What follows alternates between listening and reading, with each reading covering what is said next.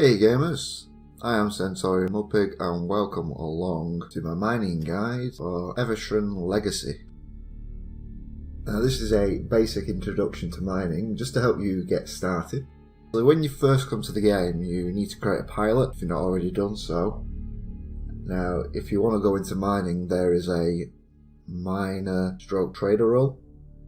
Now this is the one you would want to choose to start off, as it comes with a mine stroke tractor beam and 3 units of cargo space, where any of the other roles you will have to purchase that mine stroke tractor beam yourself, and all those other ships come with just 1 unit of cargo space, which will impact your income, which will mean you'll have to mine longer to get a return investment than with 3 cargo spaces. Once you've sorted yourself out, you've got a miner tractor beam and you've got your at least 3 units of cargo space, I would say, then you want to go find yourself an asteroid field using the navigation panel. Just a word to the wise for those who've never played Evochron before is when you set waypoints you have to be careful. So for example, if you set a waypoint to a station and then jump to it, you will literally jump straight into the station because you've set the waypoint directly to it. It takes a bit of practice, but position your waypoints just to the offside of where you're going to, and hopefully you won't fly out into a station or into an asteroid when you completed your jump. Also consider a asteroid field that is not right next to a station, as that's more likely to have a higher chance of less valuable minerals, but we'll talk more on that in a moment. So once you've jumped to an asteroid field, you can adjust your waypoint, so directly on top of it just right click on the location of the asteroid field or the object, and then that will help you to figure out where the asteroid fields in that area are likely to be around. So just search around, you should see it appear on the hood as grey coloured reticules. So approach them, use the IDS scaling setting to increase your speed, so set it up to ×9 and you'll travel much faster, and then scale it back so you've got more control of your ship as you get closer to the asteroid field. When you get close enough to the right, engage your mining beam to check that it's in range. You should start to see sparks fly and hearing clunking noises. Now these clunking noises indicate that you are collecting the resources from the ride. You can use the Alt key to toggle the mining beam so it'll stay on, so you don't have to hold the button down, which is very good and useful. When you've started mining, you can check your inventory to confirm that you are gathering resources.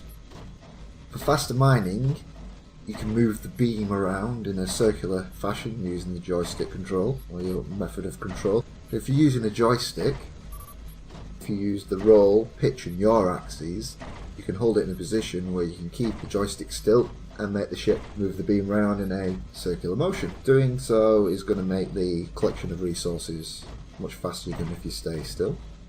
Just a word of caution though, it might cause motion sickness if you do that.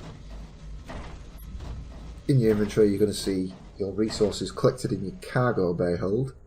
Now, as I briefly mentioned earlier, asteroids do contain a percentage chance of different resources, which you have no idea at this moment because you require some extra equipment. So all you can do is just mine it and see what you get. Now metal is the most common and therefore has little monetary value. Now I think the next more common ones are diamond and platinum, which have a good monetary value as you're starting out, and this is worth mining.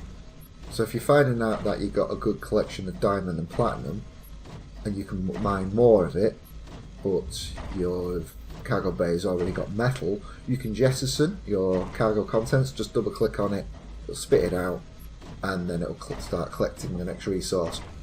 Just be careful though, if there's still metal in the asteroid then it could pick that one up, so just keep jettisoning it until you get a 1 unit of the desired resource and it will continue to collect that resource there. So a cargo bay slot can only have one type of resource up to a maximum of 25 units. So you can't mix the resources in there. If you've got 3 cargo bays, you can collect a maximum of 3 different resources, or a minimum of 1 resource of up to 75 units.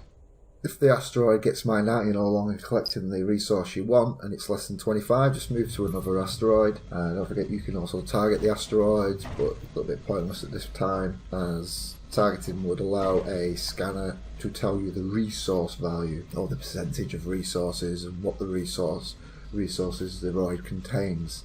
Once your cargo bays are full, just return to the station and sell it. On a final note, it is worth checking the contract board, as you can find contracts for mining which will pay a much higher price than if you just sell it to the station. If you do find such a contract, you will be provided a waypoint, so just fly to it and jump to that and do the mining. Otherwise, if you choose a different location, you would automatically fail the contract.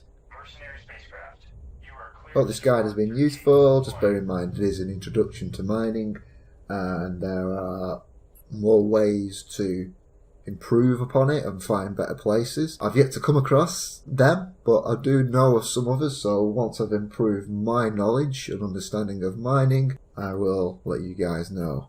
But for now, this is a good way to get you started and earn a bit of cash. But if you've got any mining tips that you want to share, then post them down in the comments below.